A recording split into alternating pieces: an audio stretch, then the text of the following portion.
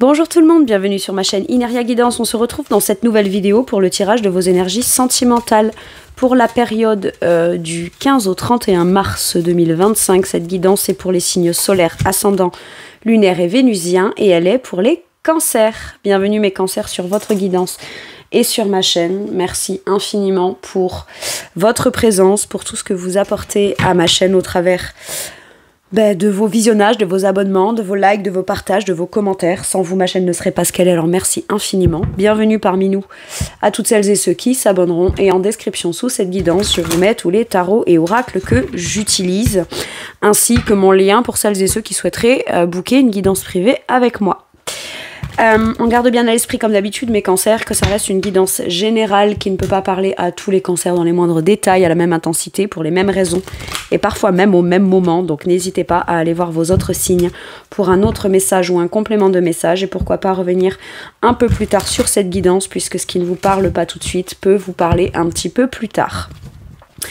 Le Light Years Tarot sera la base de mes deux premières colonnes. De mon point de vue, la première colonne vous représente vous dans votre situation sentimentale.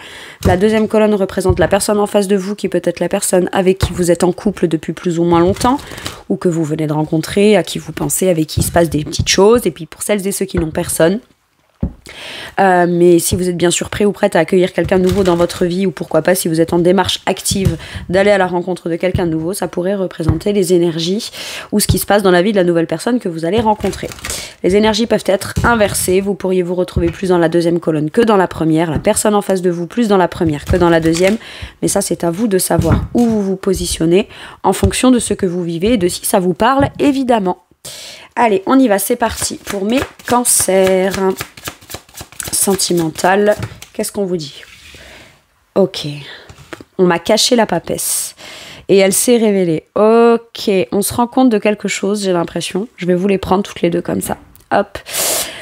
La papesse masquée nous dit que peut-être on est en train de prendre conscience ou d'avoir l'intuition qu'on met les choses en place de la bonne façon afin de se positionner, placer ses limites, se protéger aussi. On prend aussi peut-être conscience qu'on est un peu sur la défensive, on peut être un petit peu sur la défensive, ou alors qu'il y a besoin de se positionner et de défendre ses intérêts et d'y mettre beaucoup d'énergie. On peut aussi commencer à avoir les intuitions ou à essayer de comprendre pourquoi là, soit la situation sentimentale peut fatiguer, peut épuiser, parce que le 9 de bâton, c'est quand même beaucoup d'énergie mise à contribution, soit dans une défense, soit dans une hypervigilance.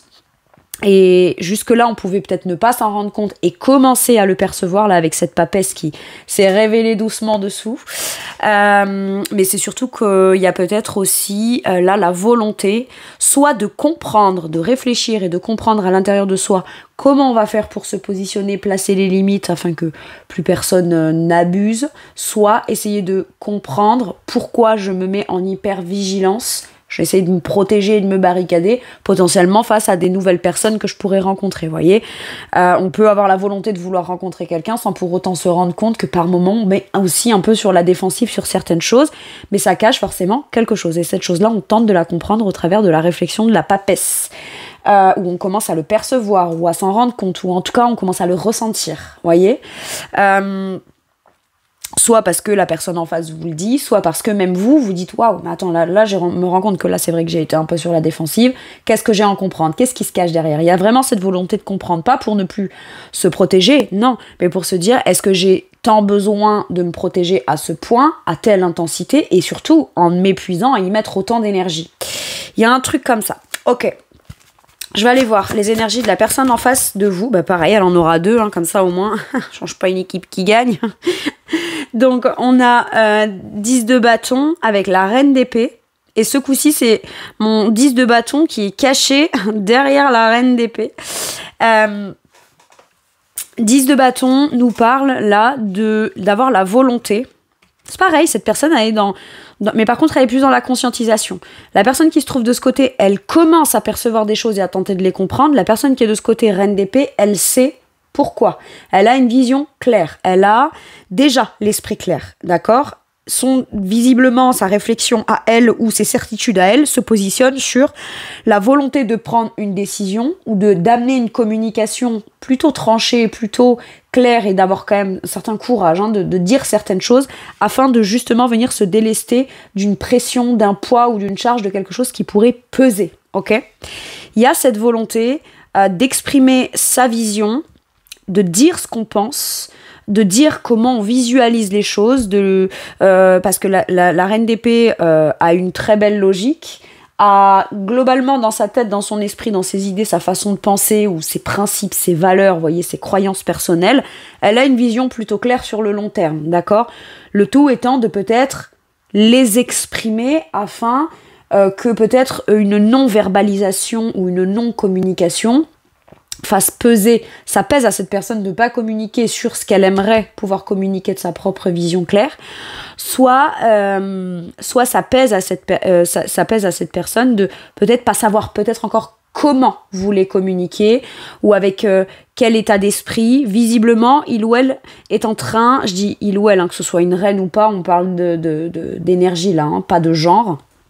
Reine d'épée, c'est quelqu'un de quand même de très intuitif et qui a une opinion bien tranchée même sur ses intuitions ou ce que lui font comprendre de manière logique ses intuitions.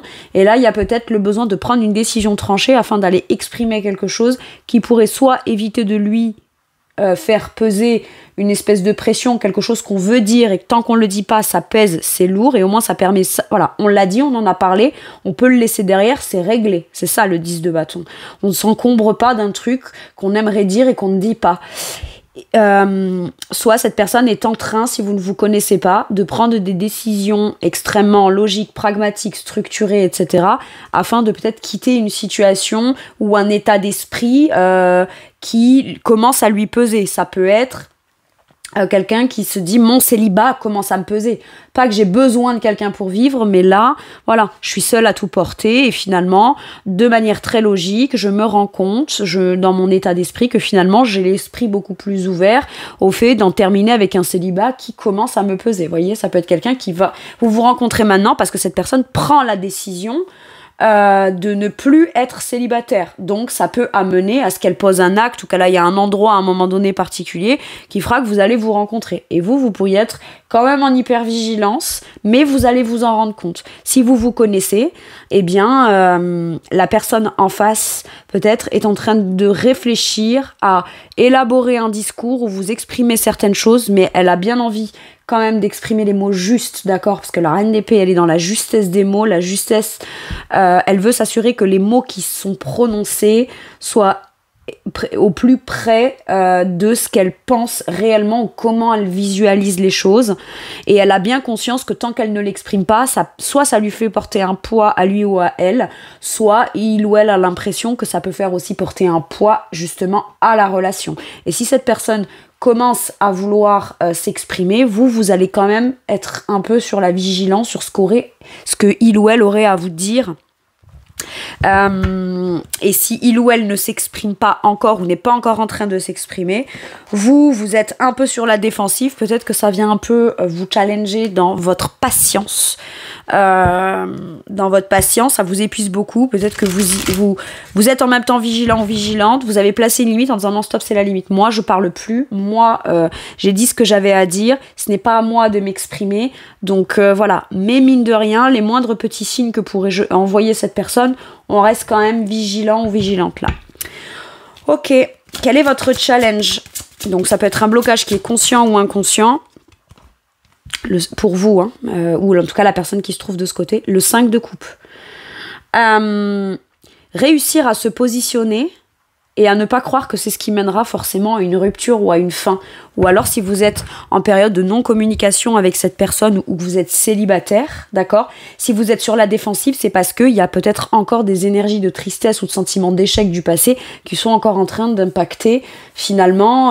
Voilà, vous voulez vous assurer dans une hyper motivation à vous protéger et à vraiment placer les limites au sens strict du terme. C'est pas parce que pour l'instant, vous n'en êtes pas à vous dire je place ces limites-là et je suis très ok et alignée avec ça parce que c'est ce que je mérite. C'est plus, je place ces limites-là parce que je veux m'assurer de ne pas revivre ce que j'ai vécu. Vous voyez, elle est là, la subtilité. Et ça vous challenge beaucoup. Par contre, ne pas penser que parce que vous vous positionnez pour vous respecter et que vous placez une limite, vous fera forcément devoir regretter quelque chose. Si j'avais pas mis la limite, l'autre peut-être me parlerait encore. Donc, mais ça veut dire qu'en fait, la personne, elle vous parle et elle est chaleureuse avec vous à partir du moment où vous êtes à l'image, à son image de ce qu'elle veut attendre de vous. Vous avez le droit d'exprimer une certaine forme de limite et de défendre vos intérêts. Et ce n'est certainement pas quand on place les limites ou que on défend ses intérêts que c'est ça qui est la cause de l'origine d'une potentielle séparation, en fait. Parce que si on se sépare parce que vous avez placé une limite, ça veut dire qu'il y a eu un truc abusif qui est allé justement vous pousser dans vos retranchements, d'accord, ça a dépassé une certaine limite, on a pu peut-être même se sentir manquer de respect ou Dieu je ne sais quoi, et donc c'est pas à partir du moment où vous vous dites stop que c'est bon, bah alors c'est stop, alors c'est terminé. Bah pourquoi? Ça veut dire qu'en gros je dois abuser de dépasser tes limites pour qu'on soit en relation, et si toi tu ne l'acceptes pas, en gros c'est ça qui fait que la relation s'arrête, ou alors que t'as peur que la relation s'arrête. Je veux dire, à un moment donné, voilà, là, faut bien se rendre compte des choses à ce niveau-là. Il peut y avoir un sentiment de regret ou le truc, c'est que là, vous en êtes venu à un point, mes cancers, de vous dire, je préfère, à la limite, être triste parce que j'ai placé une limite et que cette personne ne me parle pas parce que j'ai placé mes limites, plutôt que de regretter de ne pas les poser, en fait. Sauf que placer sa limite et défendre ses intérêts, c'est une chose, mais on n'a pas non plus besoin d'aller se mettre comme une double peine, si je puis dire, parce que déjà quand on place une limite, c'est qu'il y a déjà quelque chose qui a été atteint et c'est déjà pas forcément agréable et plaisant, mais on n'est pas non plus obligé d'être en hyper vigilance, et c'est bien de s'en rendre compte intuitivement que finalement c'est peut-être la peur d'un échec ou alors la peur d'une rupture qui faisait qu'avant on plaçait pas la limite. Vous voyez, là il y a cette compréhension là à avoir, mais la nécessité de devoir quitter, si je puis dire, un état émotionnel qui est lié à votre passé, c'est ça qui est challengeant pour vous, parce que c'est un peu ce qui impacte encore peut-être votre présent pour certains et certaines. Ok. Le challenge de la personne en face, celle-ci, le 7 d'épée. Bah, il va falloir être courageux et brave et dire clairement ce qu'on pense, quoi. Et pas fuir, et pas mentir, et pas porter des masques, et pas dire ah non, moi je t'ai dit toute la vérité, ce que je te dis c'est ce que je pense vraiment, voyez, mais d'une façon un peu froide, un peu détachée, etc.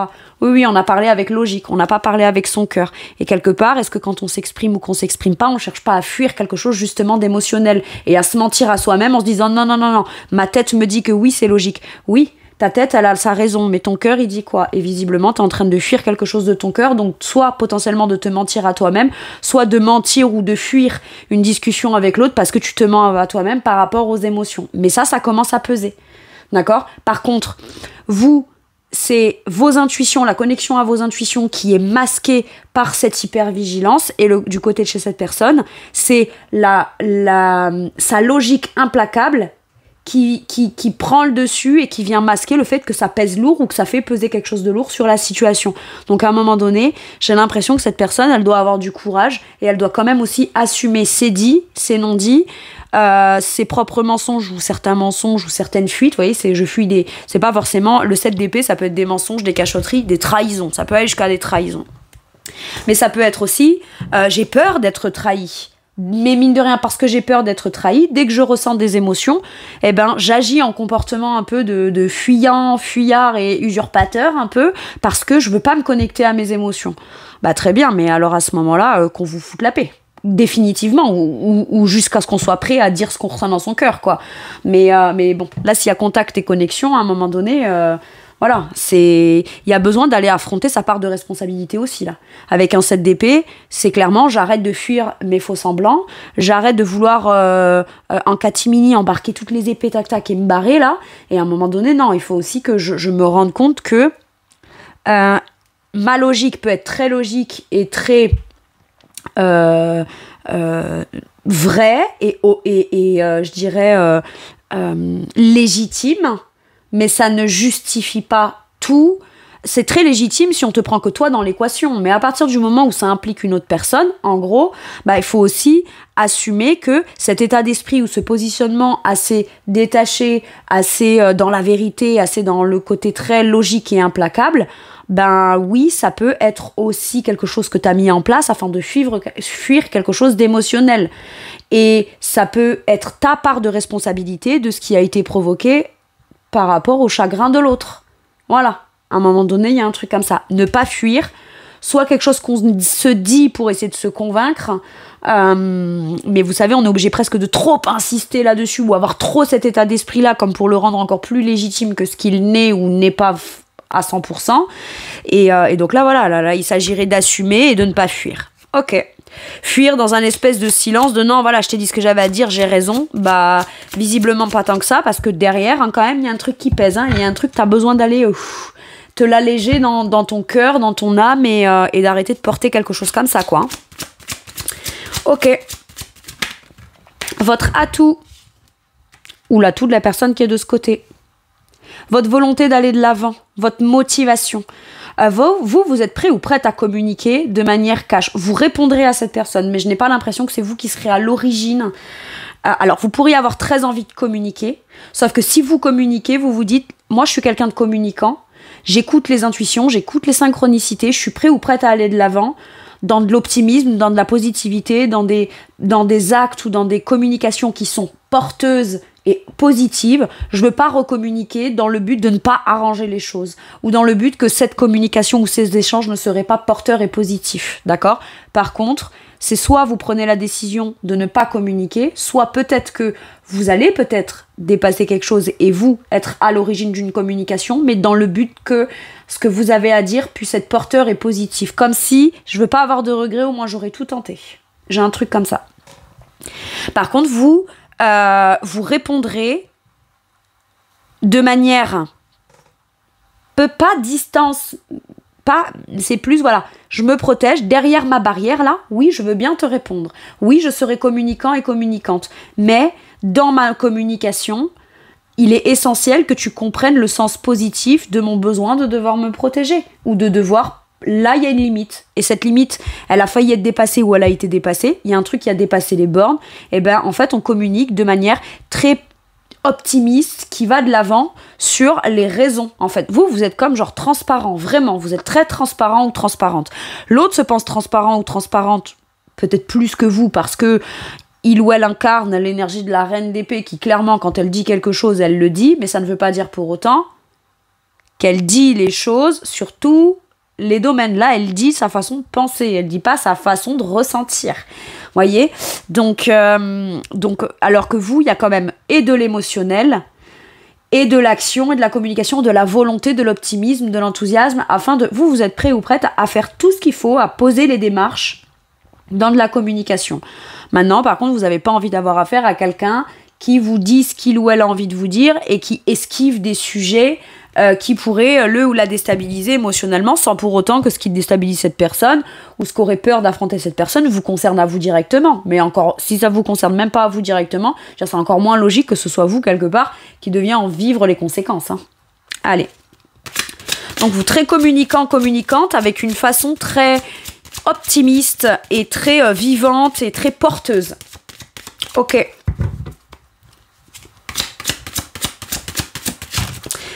L'atout de la personne en face, 9 d'épée. Bah, c'est quelqu'un qui commence à se rendre compte que finalement, tout ce qu'il fuit finit par le rattraper. Alors, c'est pas cool d'avoir un 9 d'épée en atout, parce que ça veut dire que, ah, mais j'aime bien. Ok, c'est très bien, on a tempérance. Il y a besoin de mettre de l'eau dans son vin et il y a besoin quand même de venir calmer, prendre le temps de calmer quelque chose. Des pensées, de la tristesse, des angoisses, des fuites.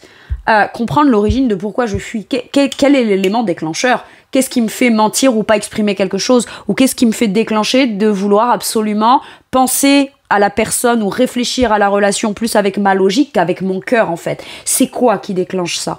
Et c'est ça, et j'ai l'impression qu'on prend le temps d'avoir envie d'apaiser quelque chose, de le comprendre afin de se rééquilibrer émotionnellement pour pouvoir enfin pouvoir communiquer de la façon la plus douce possible en prenant en compte l'émotionnel, les tenants et les aboutissants de l'un et de l'autre, de l'un vis-à-vis de l'autre et de l'autre vis-à-vis de l'un.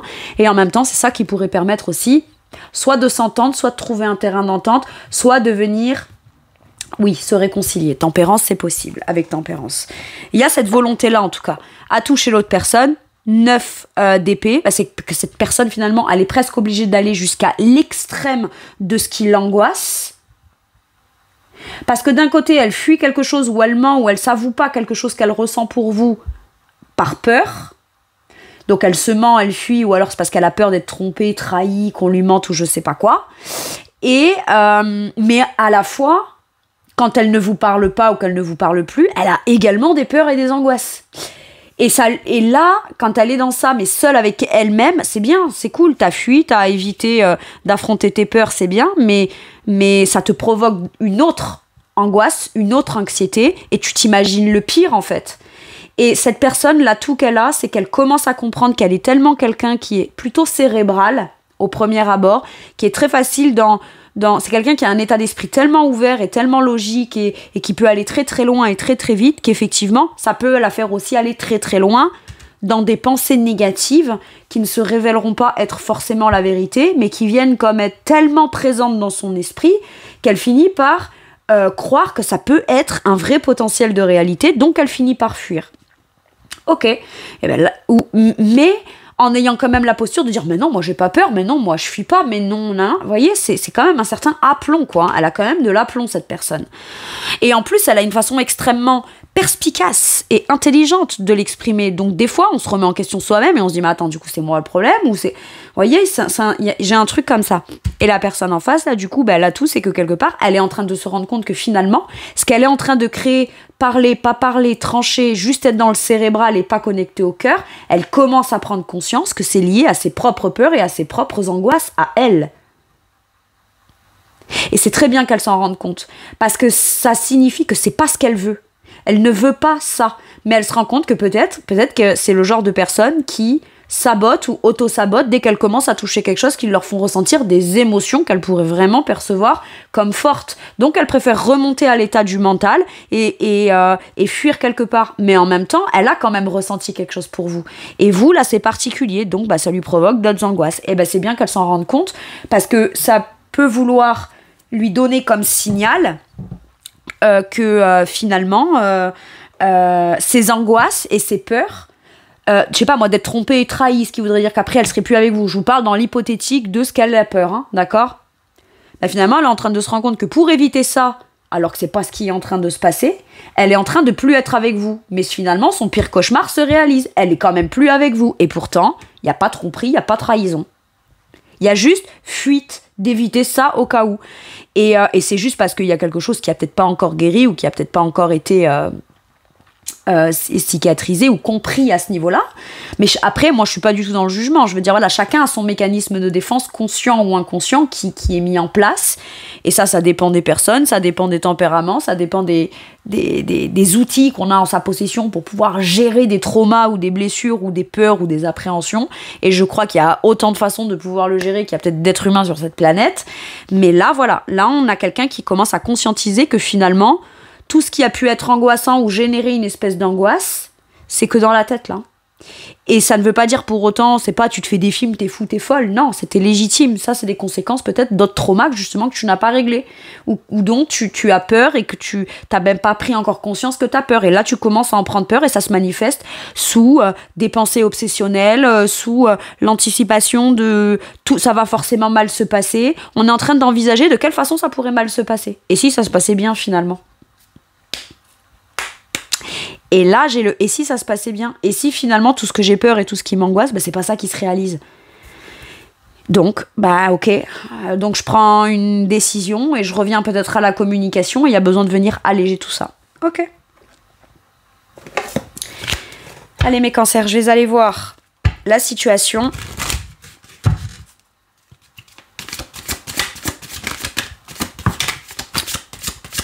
Ok. C'est la fin de l'abstinence. On s'abstient, soit de communiquer, soit de faire quelque chose. Bon, j'ai quand même un 7 d'épée avec l'abstinence. Est-ce qu'il y en a un des deux qui a pas pu s'abstenir d'aller fricoter ailleurs ou je sais pas quoi? C'est possible. J'ai en gestation. Ouais, mais moi j'ai quand même l'impression, de manière générale, si c'est pas ça le message, ça parlera pas à tout le monde et en tout cas je l'espère. Mais il y a vraiment cette idée de, à l'intérieur, chacun de son côté, malgré ses mécanismes de défense, sa façon de penser un peu rigide, etc., il y a quand même quelque chose qui est en train de, chacun indépendamment l'un de l'autre, d'être en préparation, d'accord ?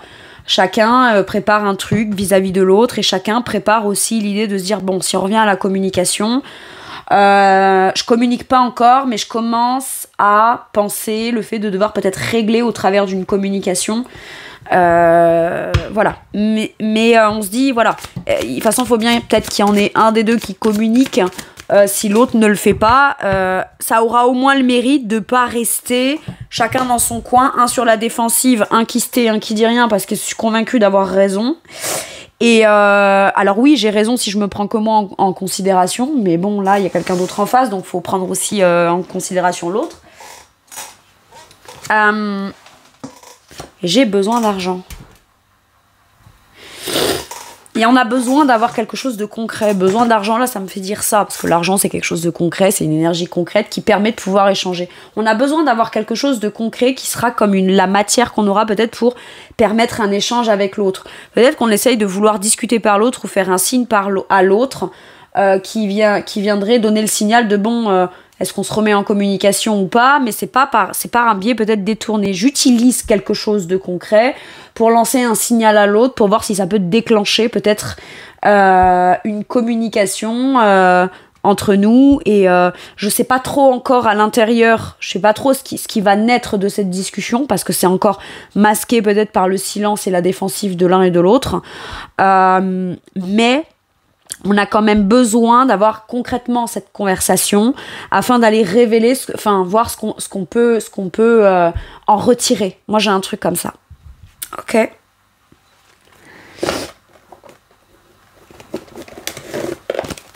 Alors, je vais aller préciser la situation, mes cancers. Après, de manière concrète, hein, y a peut-être quelqu'un, l'un des deux, qui est en train de secrètement... amasser de l'argent ou accumuler de l'argent ou économiser de l'argent pour prendre la décision de quitter une situation, mais c'est quelque chose qu'il ou elle est en train de préparer, et ce qui l'empêche peut-être de pouvoir, oui, c'est peut-être un besoin matériel, où je manque d'argent, ou j'ai peur de pas avoir assez d'argent, mais je suis en train de réfléchir de mon côté à ma façon de penser, comment je peux faire pour que cet argent puisse amener quelque chose à la relation. Il y a un truc comme ça. Et qu'est-ce qu'on a? Ouais, on a roi et reine de bâton. J'ai le couple de l'année, là. En vrai, j'ai l'impression que ce soit vous, l'autre, ou vous, peu importe qui passe à l'action en premier vis-à-vis de l'autre, ou ait la volonté de vouloir faire le premier pas ou mettre en place quelque chose vis-à-vis de l'autre, tous les deux en avaient le potentiel. Un avec une façon beaucoup plus peut-être très affirmée, très logique, plus pragmatique et plus cadrée, et l'autre de façon quand même un peu plus intuitive, mais j'ai quand même deux tempéraments assez affirmés, et que ce soit l'un ou l'autre, j'ai pas l'impression que ce soit ça le plus important, c'est juste que quand l'autre communique, que l'autre soit quand même dans le plein pouvoir de ce que il ou elle a à dire, je prends en considération tes désirs, moi aussi j'ai du désir pour toi, mais je te positionne, je m'affirme quand même dans mes besoins, mes désirs également, et à l'inverse. Moi là j'ai deux personnes qui finalement, homme ou femme ou homme, deux femmes, deux hommes, peu importe, mais j'ai quand même deux énergies de feu. Donc on a du désir, on a de l'ambition, on a beaucoup d'énergie à mettre. C'est-à-dire que toute l'énergie que vous avez chacun de votre côté, si vous la mettez au profit du même projet, avec la même volonté affirmée de vouloir se respecter et respecter l'autre, et que l'autre se respecte, exprime ses désirs et respecte les désirs de l'autre, en vrai on est alignés.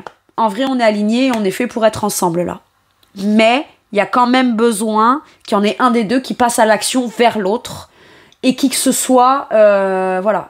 Ça n'empêchera pas l'autre de quand même devoir juste écouter ce que l'autre a à dire, mais à avoir aussi le droit d'exprimer et de s'imposer, entre guillemets, si je puis dire, dans ses propres désirs et ses propres ambitions. De toute façon, j'ai l'impression qu'il faut que chacun s'expose tel qu'il est réellement dans ce qu'il veut, ce qu'il souhaite, et ce qu'il est en mesure ou pas de pouvoir faire et mettre en place, afin de savoir si précisément à ce moment-là, on peut mettre nos énergies en commun pour aller dans la même direction. Voilà ce que j'ai. Ok. De quoi pourrait avoir envie de vous parler l'autre personne?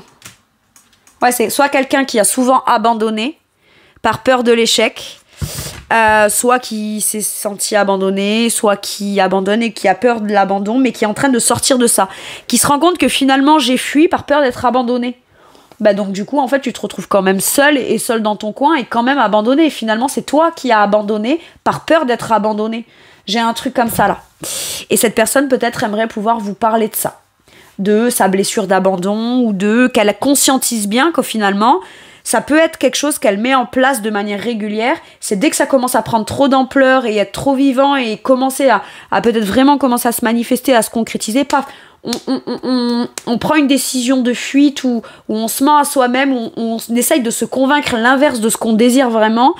Parce qu'on se dit, ouais, parce que si j'y vais pleinement, en fait, bah, si on m'abandonne, moi, c'est compliqué, quoi. Et voilà. Donc, écoutez, c'est très bien de s'en rendre compte. Et au moins de l'exprimer et d'en parler. C'est pas facile de parler de ses blessures, encore moins les blessures d'abandon, de rejet, etc. Sur quoi vous fait à vous travailler de manière forte? Ah, bah, tu m'étonnes. Cette relation, je suis résistante. Ah, bah, tu m'étonnes avec un œuf de bâton. Oui, mais le truc, c'est que vous voyez, elle porte une espèce de prothèse sur la carte. Donc ouais, sa prothèse, elle l'a embellie, elle la porte. Aujourd'hui, elle sait, oui, ok. Mais ça veut quand même dire que t'as eu un trauma et que t'as quand même été blessé. Donc oui, t'as de la volonté, t'as de la résistance, t'es quelqu'un de forte, etc. Et tu peux tenir bon. Mais ça ne veut pas dire pour autant que... comme si on vous dit, avec la 14 en plus, j'ai encore l'énergie de tempérance, comme tout à l'heure sur le dos du deck, mais t'as guéri de certaines choses, t'es pas obligé d'aller jusqu'à t'épuiser et jusqu'à... bah, de nouveau t'amputer encore de quelque chose, quoi. J'ai un truc comme ça. Ok? Donc oui, je suis résistante, mais je résiste aussi peut-être à la tentation de ne pas placer des limites ou de croire que si je place une limite, du coup, ça devient moi le problème. On résiste à ça, hein, parce que sinon, on va se blesser encore plus. Ok. Mais vous tenez bon, vous. Vous tenez bon.